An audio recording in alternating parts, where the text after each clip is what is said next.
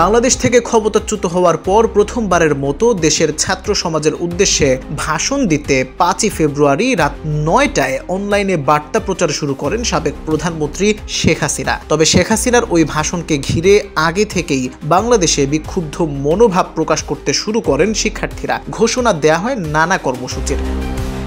শেখ হাসিনা ভাষণ দিলে ধানমন্ডি 32-এ বঙ্গবন্ধু শেখ মুজিবুর রহমানের বাড়ি গুড়িয়ে দেয়া হবে বলে সামাজিক যোগাযোগ মাধ্যমে ঝড় ওঠে। অবশেষে শেখ হাসিনার ভাষণ শুরুর সাথে সাথে অগ্নিসংযোগ ও ব্যাপক ভাঙচুরও শুরু করা হয়। 32-এর বাড়িতে আর বিক্ষুব্ধ জনতার ক্ষোভ এখানেই থামেনি। শেখ হাসিনার বাড়ি সুধা সদন সহ একের পর এক হামলা চালানো হয় আওয়ামী লীগ সংশ্লিষ্ট অনেক নেতাকর্মীদের বাড়িতে।